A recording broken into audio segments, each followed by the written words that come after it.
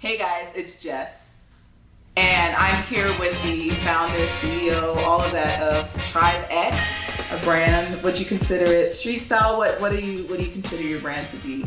I consider it to be streetwear for sure. I don't know what else to really call it because that's what it is, you know.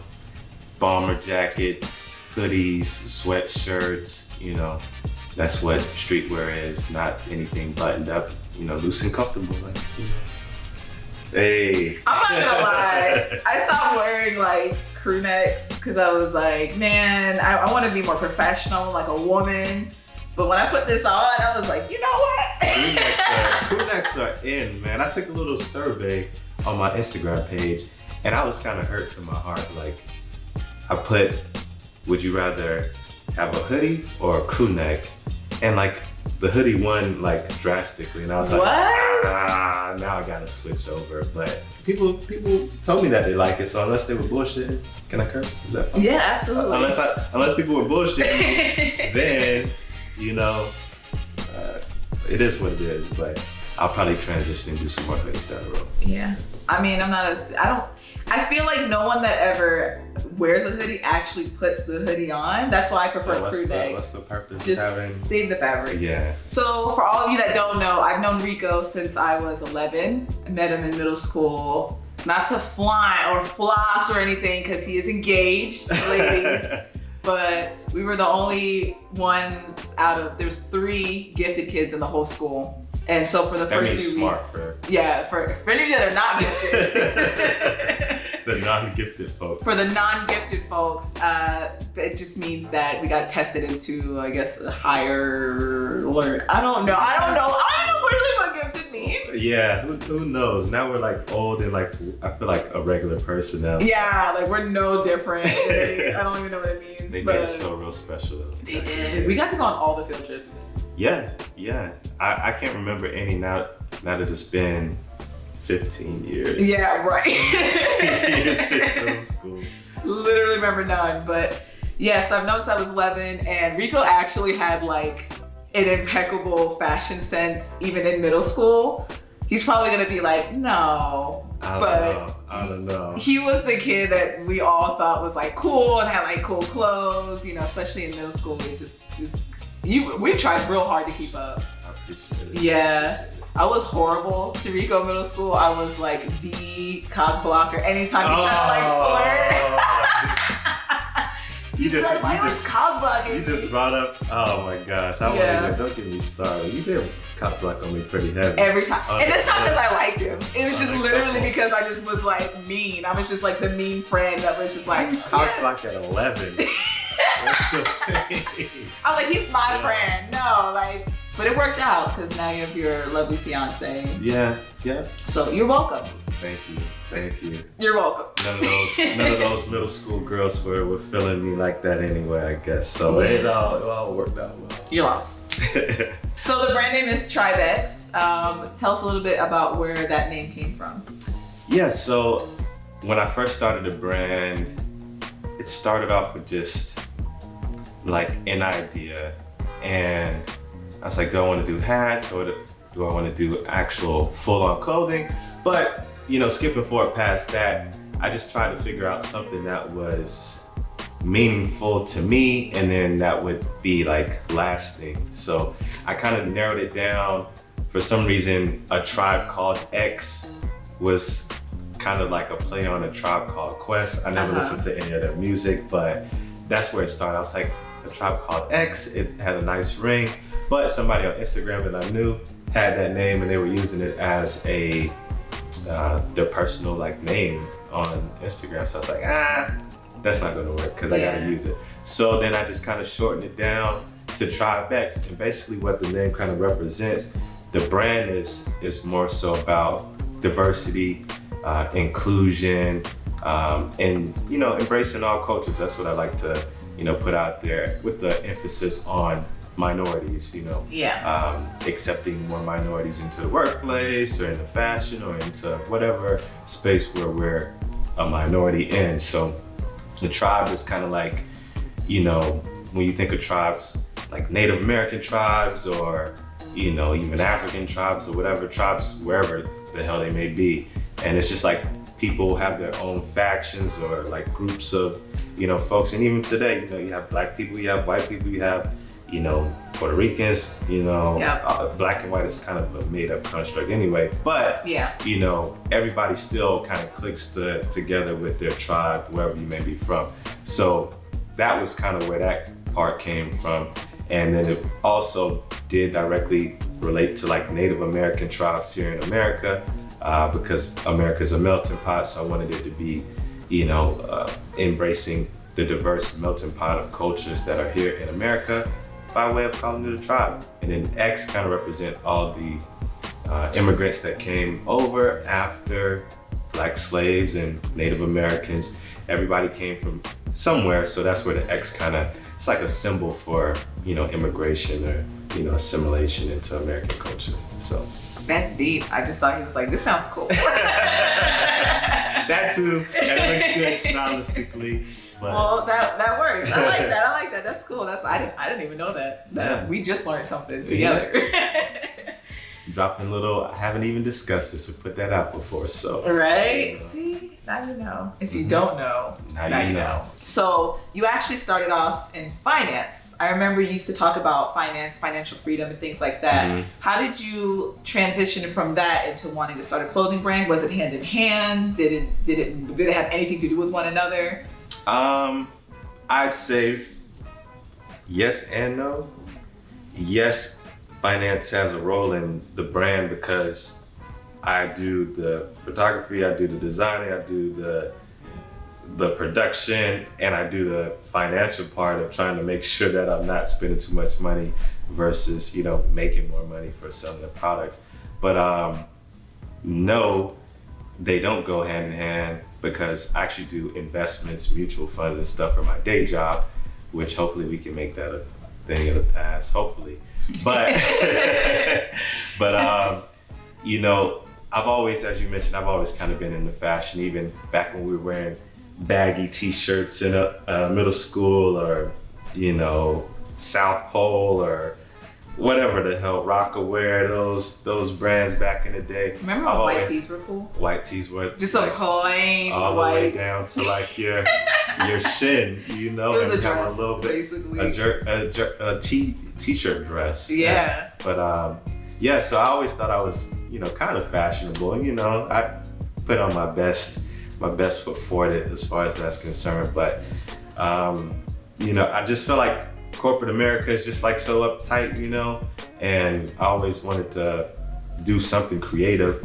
So just one day I was sitting in my room and I was just like, yo, what can I do to, one, make a little bit more money and also create a little bit of, you know, I wouldn't call it a stress reliever, but just another outlet to put some ideas that I had out into the universe. So that's how it kind of came about.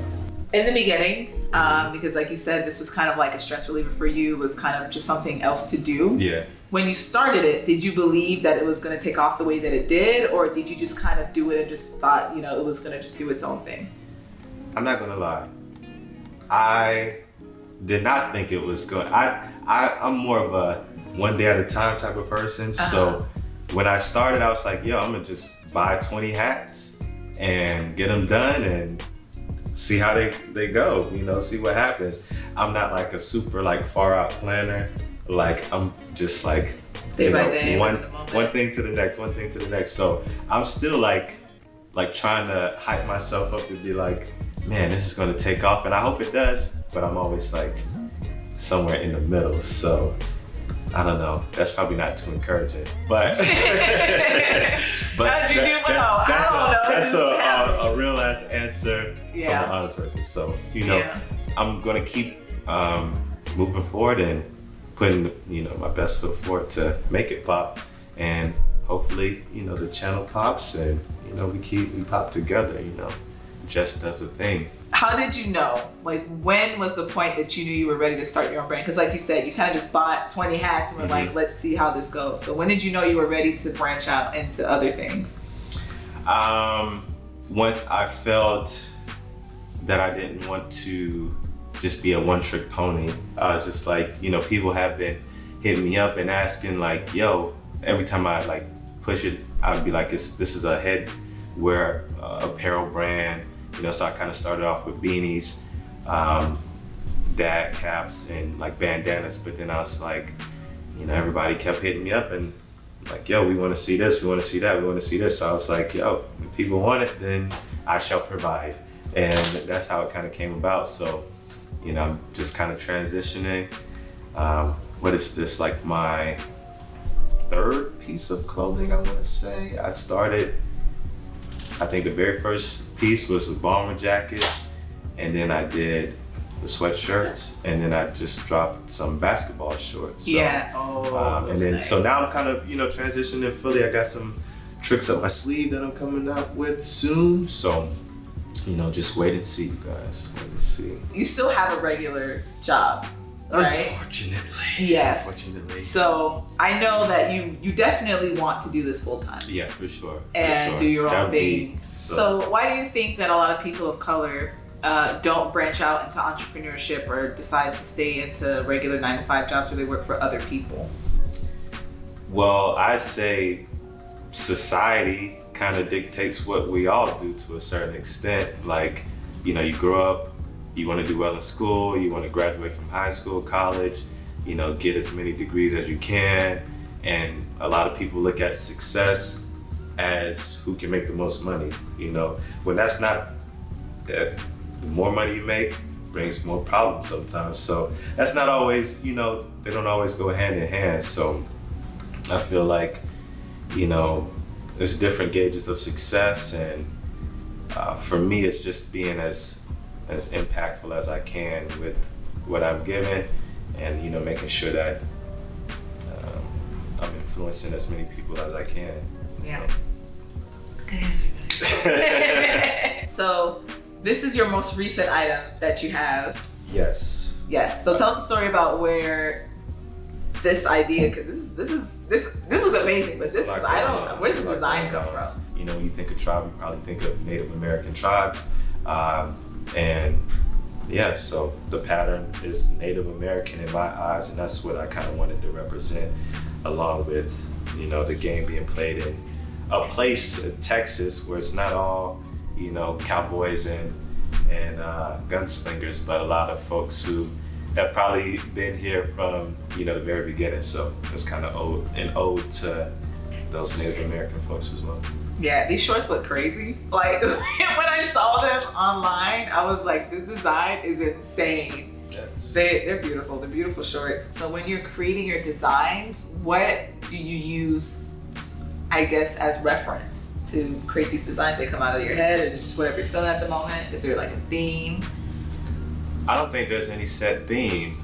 Like probably any millennial nowadays, I spend a lot of time when I'm multitasking at work, scrolling through Instagram, looking at ideas, I also use Pinterest as well. Pinterest is the go. Yeah, Pinterest is lit. But yeah, anything that just kind of comes to mind as far as patterns. If I'm just like randomly online searching for stuff, I'll see a pattern, I'll just kind of screenshot it, save it, you know, try to incorporate it into something that I'm doing, whether it's now or whether it's later.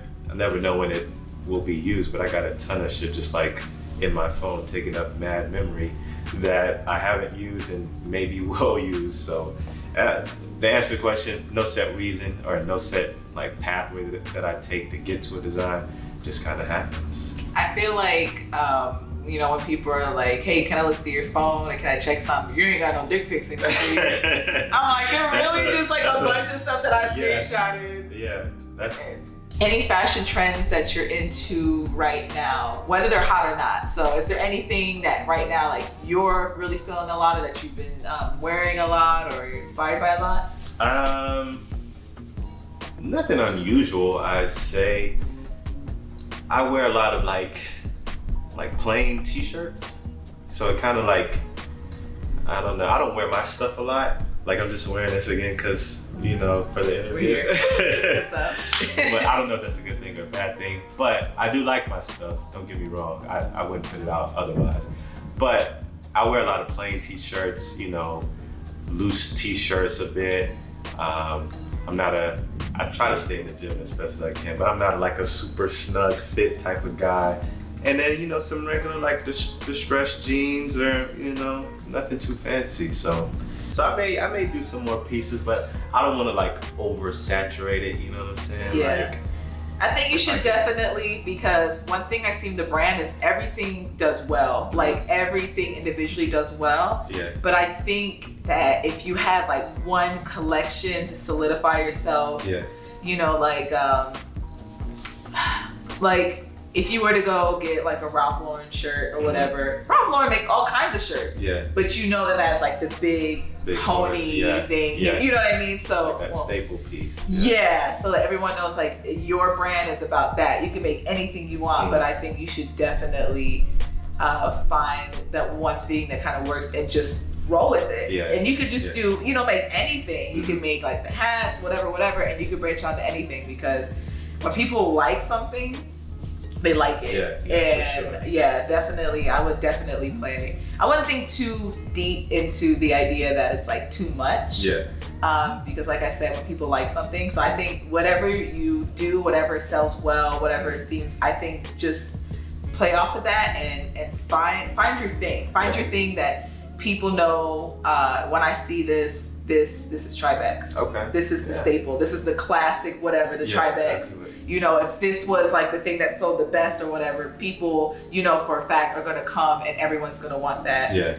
Just like, oh my God, I can't believe it, like Champion is like a thing now. Coming back, right. When we were young, you got like make fun of.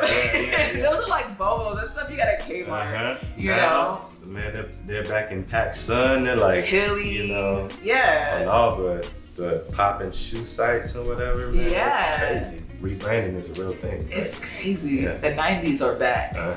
What would be a piece of advice that you want to give to young entrepreneurs starting today? And more so, I want to say not the people that their parents loan them $100K to start a business, but people that have maybe not a lot, but they have enough to kind of just get a couple pieces going, or, you know, it doesn't have to be clothing, just like anything they want to do. What's some advice that you felt like was helpful for you, or things that you learned that you think that are important in the beginning?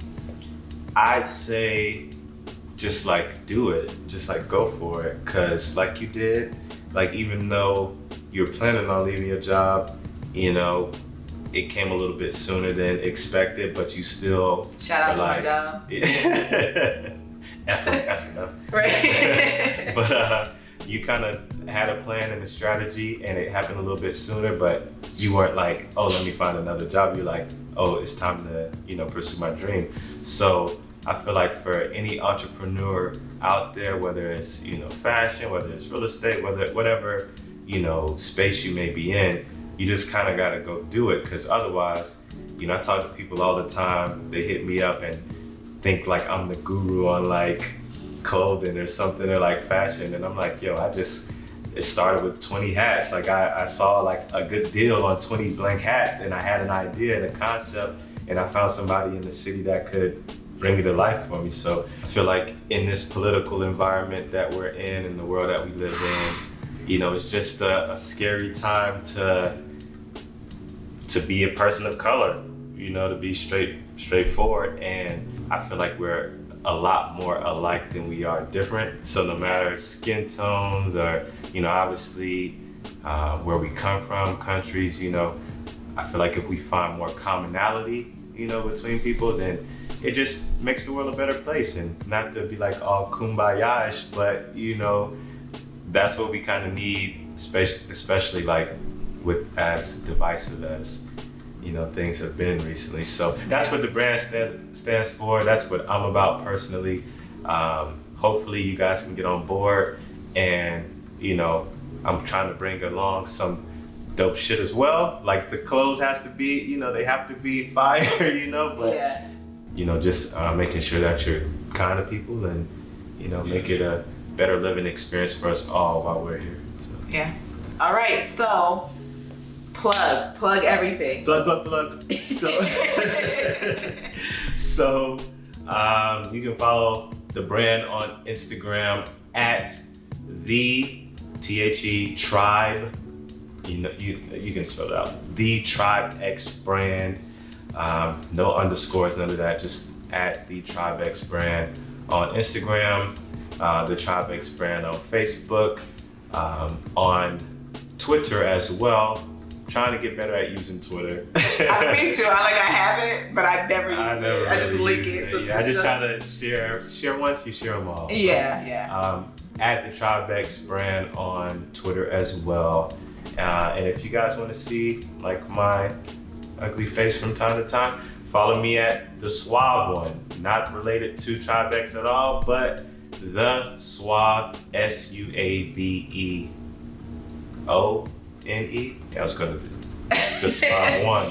Spelled out. Yeah. I'm the creator, CEO, whatever, all in one package here for the TribeX brand. So thank you guys so much for watching. This was a great interview. I had a lot of fun. This was great. I hope you guys, of course. Oh, 15 years, 16 years. Yes, since we were like teeny boppers. I'm like, oh my God, we were jits. Yeah, I didn't have any facial hair.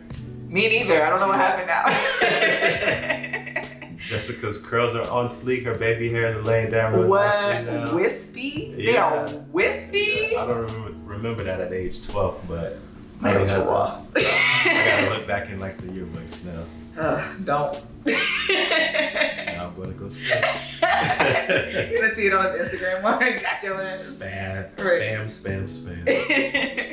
But thank you guys so much for joining us. If you like this video, you want to see more videos like this one, don't forget to hit that like button and tap on the tush. And if you have not done so already, don't forget to hit that subscribe button down below. And I'll see you guys somewhere out there in the world or in my next video. Hey. It's time to jump up in the air. Jump up to me, jump up, and your cares will soar away. And if those dark clouds start to swirl, don't fear.